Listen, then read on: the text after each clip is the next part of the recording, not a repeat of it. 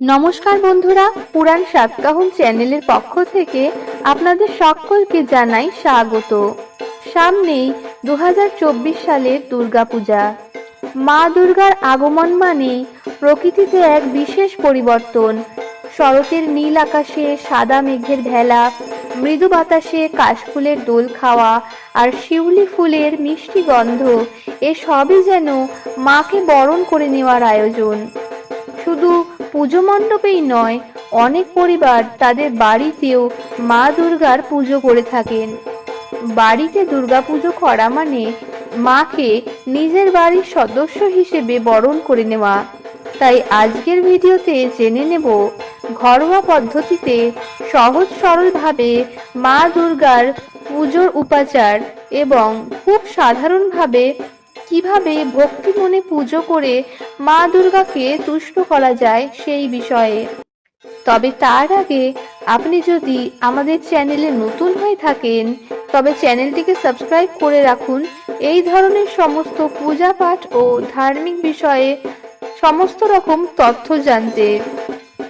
মা দুর্গার অশেষ কৃপা পেতে কমেন্টে লিখুন জয় মা দুর্গা। চলুন জেনে নেওয়া যাক বাড়িতে মা দুর্গার সহজ সরল পূজাবিধি। সকালে স্নান সেরে শুদ্ধ বস্ত্র পরিধান করুন এবং পূজায় বসুন। প্রথমে ঠাকুরঘরটিকে ভালো করে পরিষ্কার পরিচ্ছন্ন করে নিন। ঘরের উত্তর বা উত্তর পূর্ব কোণে পুজোর স্থান নির্ধারণ করুন। এই দিকগুলি মা দুর্গার পুজোর উপযুক্ত স্থান। সবার আগে মহাদেবের মূর্তি বা ছবি মায়ের মূর্তির ওপরে কোনো স্থানে রাখুন। মা দুর্গার মূর্তি বা ছবি পুজোর স্থানে স্থাপন করুন। প্রতিমা না থাকলে মায়ের একটি ছবি পরিষ্কার পরিচ্ছন্ন করে পুজোর স্থানে বসান। দুর্গাপুজোর জন্য যে যে উপকরণগুলি লাগবে সেগুলি হলো ফুল ও মালা। পুজোর জন্য শিউলি, জবা, বেল, কদম ফুলের মালা এবং আরও বিভিন্ন রকম ফুল সংগ্রহ করুন। পঞ্চামৃত তৈরি করুন। দুধ, দই, মধু, ঘি ও চিনি মিশিয়ে পঞ্চামৃত তৈরি করে নিন।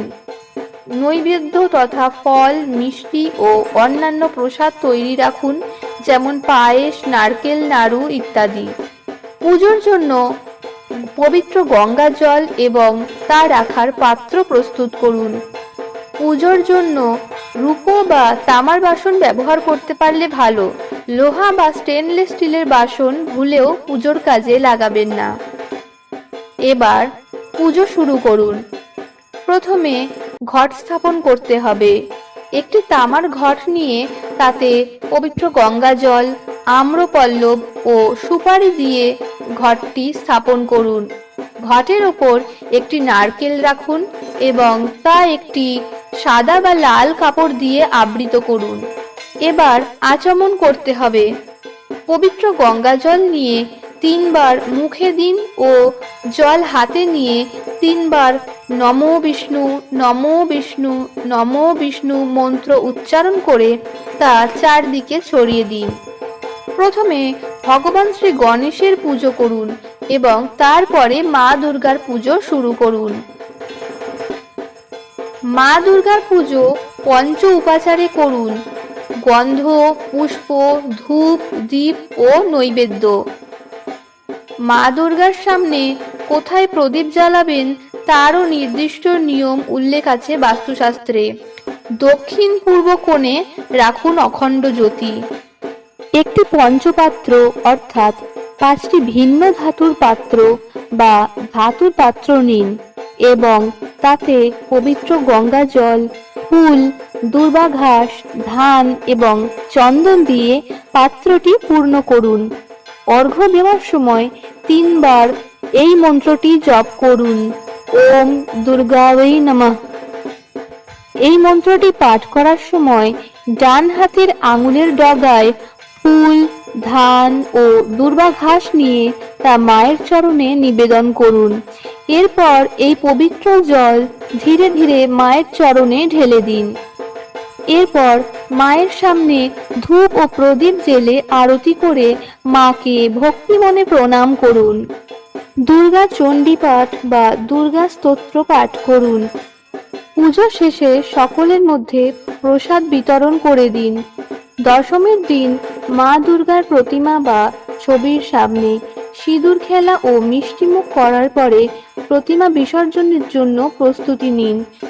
যদি প্রতিমা থাকে তবে নদী বা পুকুরে বিসর্জন দিন, আর ছবি থাকলে তা সতর্কতার সঙ্গে এবং সুন্দরভাবে পুজোর স্থানে রেখে দিন।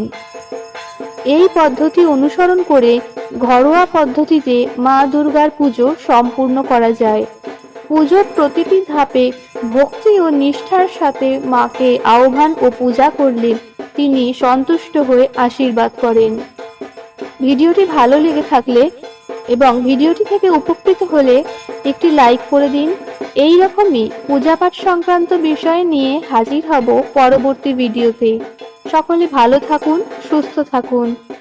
ঈশ্বর সকলের মঙ্গল করুন।